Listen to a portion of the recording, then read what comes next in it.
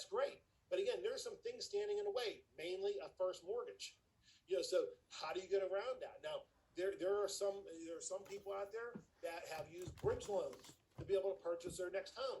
Those are available out there. Again, there's certain stipulations with whatever you end up using, and you got to use so much money by a certain time. Those are all there for people to use. But again, those are things for, they need to find out. Here's one thing that a lot of people don't know. If you have a buyer or a seller, I should say, a seller who has a lot of their own investments, right? They have a lot of investments. They have their own financial advisor, the financial planner, and so forth, and they have a lot of money stocked away. They don't need to actually have the cash on hand. They don't need to get a mortgage to go to the next house. They certainly don't need to sell their house they're currently live in to move to the next house. They can actually borrow against their own investments. It's like borrowing their own money. So you may not even know that thing exists. But again, if you tell people this and you say, hey, if you have a large an investment portfolio and you have a financial advisor, you can take advantage of that.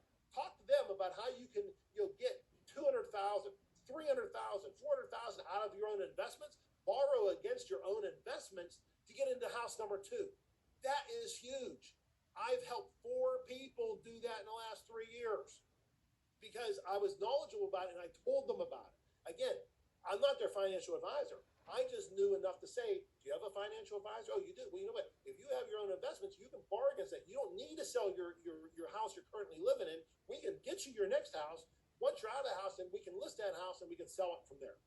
Boom. I got a listing because I knew something about how to borrow against your own investments. So again, talk to people about these things and bring these things up. I know one person used a HELOC loan. Now, again, I know that's one of those things that you go out there and you do these home equity loans.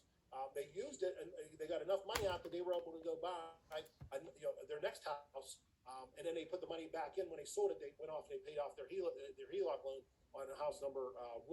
So again, those things can happen. Also, your SSP forms. Knowing the SSP, the SSPCM, and the SSPTK over in Pennsylvania, if you know how to use those and you can utilize those and leverage those in some way, understand the seller has a lot of investment in this as well. Again, you might be able to do something with that. If you get into a multiple offer situation, you're not going to be able to do anything with that. That's why those first 3 are a lot better than a 4th one. But again, I understand that this could be a contingent issue. How do you get over it? How do you overcome it? And how do you move around it? Those first 3 are some good things for you to do. Check out number 10.